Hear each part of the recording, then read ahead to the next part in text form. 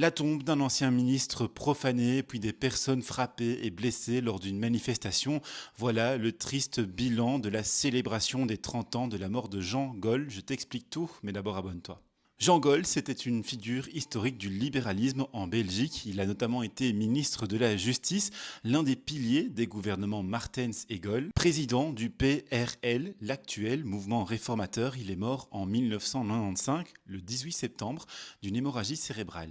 Après sa mort, il a laissé son nom au centre Jean Gol, dont le MR est propriétaire aujourd'hui, et hier, ça faisait donc 30 ans, jour pour jour, qu'il était décédé. Des commémorations étaient prévues sur sa tombe à 15h30, et puis au soir, une réunion devait aussi avoir lieu à l'université de Liège. Mais voilà, dès le matin, la fille de Jean Gol a retrouvé la tombe profanée avec les inscriptions que vous voyez ici.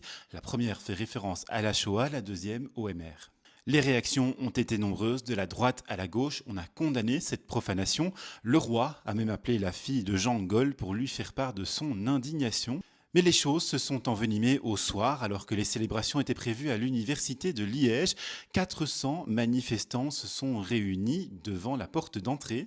Les manifestants étaient composés de plusieurs groupements, des syndicats, des groupes pro-Palestine aussi, mais aussi des groupes Antifa. Ils avaient l'intention de montrer leur désaccord avec le MR et visiblement le ton est rapidement monté et la violence a été au rendez-vous. La RTBF rapporte 12 policiers blessés, mais il y aurait eu aussi des militants du MR frappés et blessés, des élus du MR pris à partie. Georges-Louis Boucher explique aussi que l'une de ses militantes a reçu une croix gammée taguée sur sa veste. Le président des réformateurs, qui a dû rentrer à l'événement par une fenêtre dérobée pour ne pas faire face à la colère de la foule, s'est depuis exprimé sur les réseaux sociaux. Il a fait 3 annonces. D'abord, le MR et ses militants portent plainte contre les responsables. Il dit avoir de nombreuses photos pour les identifier. Et puis, il indique que le gouvernement va travailler à la dissolution des structures Antifa. Et enfin, il veut également remettre toute sa place au drapeau belge, le mettre beaucoup plus en avant.